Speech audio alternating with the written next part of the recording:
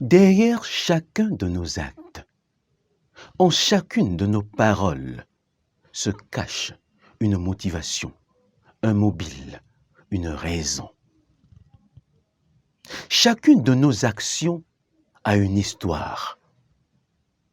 Les raisons pour lesquelles certaines personnes échouent sont les mêmes qui poussent d'autres à réussir.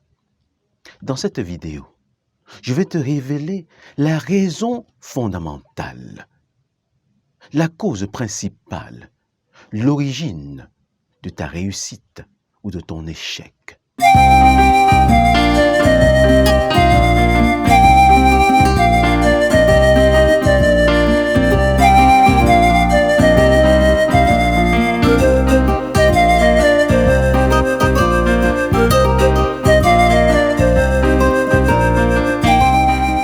Bienvenue sur Mémoire vivante. Ici, nous parlons leadership, entrepreneuriat, marketing, communication, problèmes et solutions, discours et réalités.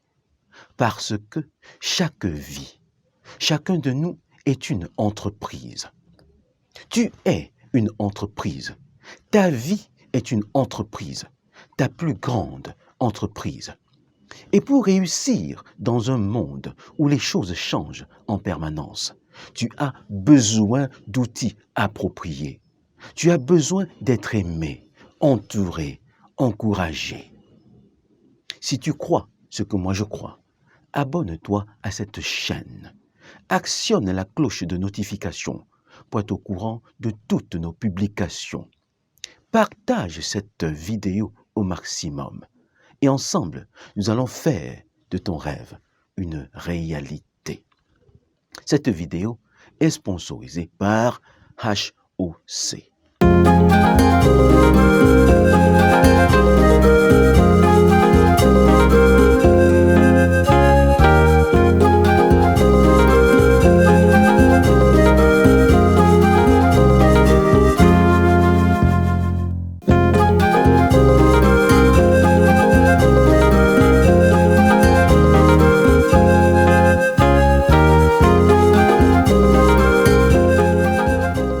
Antonio, un tueur en série, est arrêté et placé en détention préventive. Dans l'attente de son procès, un avocat lui est commis et un psychiatre mis à contribution pour établir les mobiles de ses crimes à répétition. À la question « Pourquoi êtes-vous devenu criminel ?» il répond « Je suis issu d'un père alcoolique, violent, grossier, irresponsable. J'ai été nourri dans une atmosphère de violence. C'est tout ce que j'ai appris. » Il révèle par la suite qu'il a un frère prêtre avec qui il a grandi et qui pourrait confirmer ses allégations. « J'ai grandi dans une atmosphère de violence », déclare Grégory, en réponse à la question « Pourquoi êtes-vous devenu prêtre ?» Mon père était alcoolique, violent, grossier, irresponsable. Il nous battait pour un rien. J'étais très en colère contre lui et j'avais même décidé de ne jamais lui pardonner. Mais un jour, mon oncle m'a fait part des conditions difficiles dans lesquelles ils avaient grandi. J'ai donc décidé de ne pas lui ressembler et de prendre soin des autres quand je serai grand. Question. Pourquoi Antonio est-il devenu un tueur à gages? Réponse. Parce qu'il a grandi dans une atmosphère de violence. Deuxième question. Pourquoi Grégory est-il devenu prêtre? Réponse.